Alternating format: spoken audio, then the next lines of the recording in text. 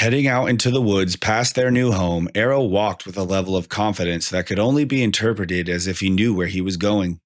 "What is this grand adventure you're taking us on?" Ava asked. "There's a ton of work we need to do to make HQ livable. I don't like the idea of having to spend a month in the woods before having to do that."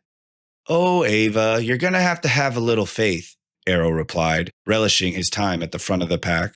Settling into the journey, they walked in silence for some time. "Has anyone else noticed how strange these trees are?" Rael randomly asked.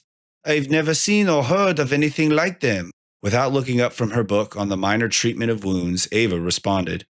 "They're biotrees grown from bioseeds." "What's a bioseed?" Arrow asked, jumping back and forth from any low-hanging branch he could. "Well, what do you think it is?" Ava responded.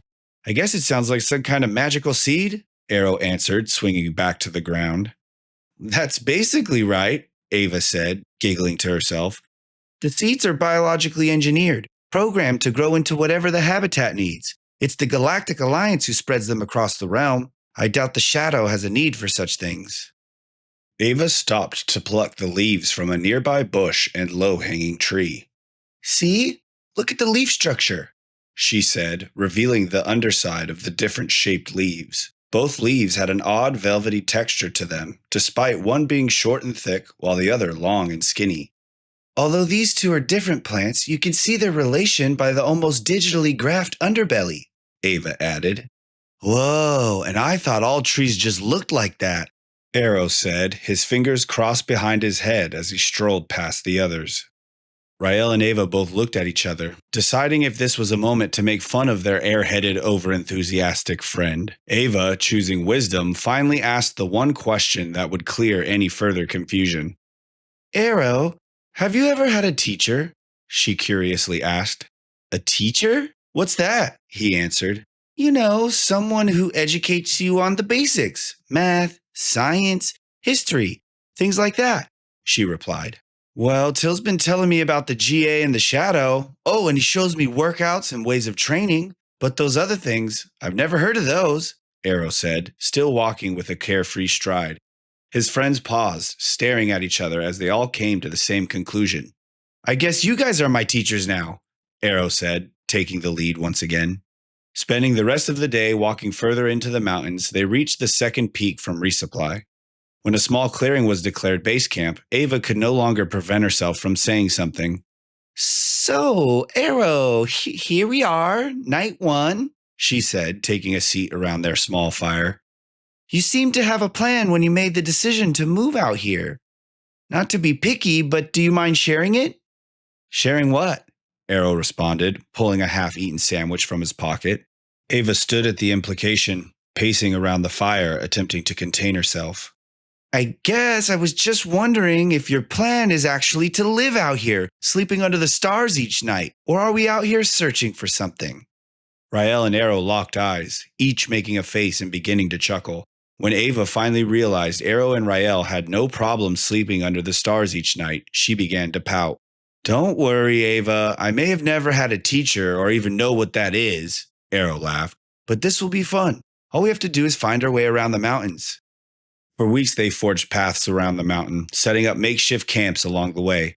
Each day their ability to hunt and provide for themselves improved, proving the hypothesis correct. Just by leaving the comfort of resupply, the trio's more basic instincts were forced to kick in. As another late-night training session came to an end, the trio gathered around the campfire. At this point, they were so deep in the mountains that the lights of resupply were no longer visible.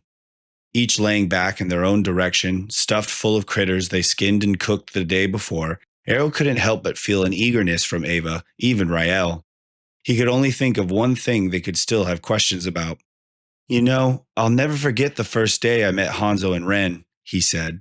Both Rael and Ava sat up at Arrow's sudden divulgence. "It was just another day," Arrow continued. "A cruiser suddenly showed up, breaking every protocol. Just like with you guys, the cruiser didn't even land. It only spat out a transport which flew directly to the front doors of the refugee center. They stepped out. I could have swore they were superheroes. They had cool matching outfits and the way they walked. I wanted so badly to be their friend." Arrow paused, sitting up to look into the fire. Hanzo took one look at me and hated me from the start. Arrow paused again as he navigated his emotions.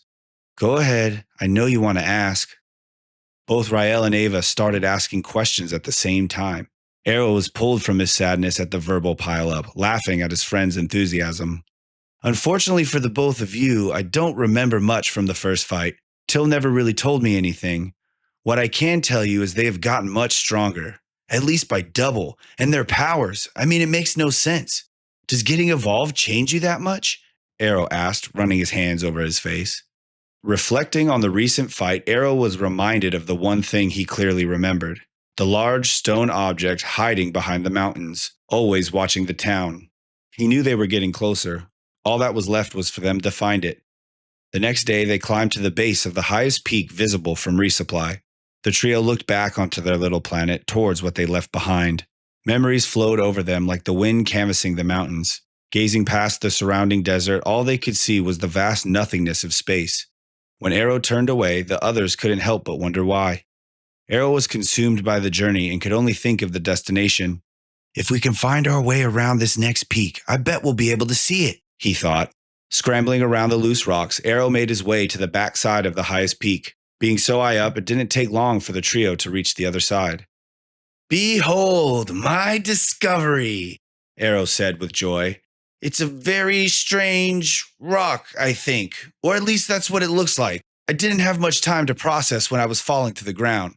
But it's as cool as I remember. Oh, it's a big rock? You mean to tell me...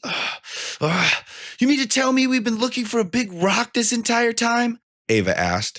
This won't do. This won't do. This won't do, she repeatedly muttered. Well, yeah, a really big rock. Look at it. I bet it reaches all the way to space, Arrow responded. It looks different from everything around it, like it crushed here, Rael noted. Yeah, and it looks like just one more dense forest to get through before we get there. We have to check it out. Come on, Arrow said, running down the mountain. Reaching a wall of stone blocking their path, they could see that the impact of the stone monolith had curled and raised the edges of the crater, creating a perfect wall. Utilizing a branch to dig several footholds, the trio was up and over in no time. At the top, their first sight beyond the stone wall silenced all bickering, for tucked beyond their mountains was a completely different world. What is this place? Rael asked. I was told that this is a designer planet, Ava replied.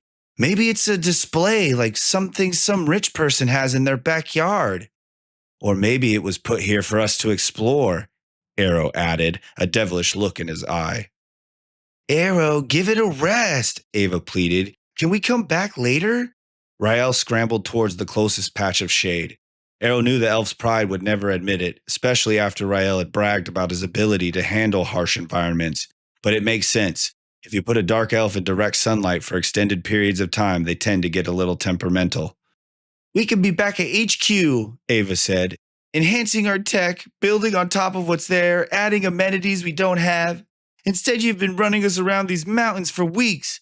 And not to mention the smell, Ava complained. The smell of what? Rael panted from his spot in the shade. Of me, Ava cried. Placing her arms over her head in shame, she immediately flailed back at the smell of herself and fell to the ground. Arrow chuckled a little, but did not turn his gaze. Squinting to see the top, the calling to conquer the challenge was unbearable. I guess it's not going anywhere, he said. We found it. Can we go back and set up a shower with hot water, please? Ava begged, still laying on the ground. It is like you said, Rael added. We are not going anywhere for quite some time, so we don't have to get to the top today. I must admit, I myself could use a wash and a full meal. Okay, fine. Arrow caved. But I'm coming back here. Soon.